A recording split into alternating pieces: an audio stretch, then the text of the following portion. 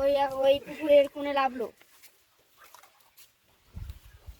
এবার জালটা ছুড়বে, খুব ভালো জাল পড়েছে। ঘনি জাল নিয়ে আয়, মোটা যাবে নিয়ে আয়।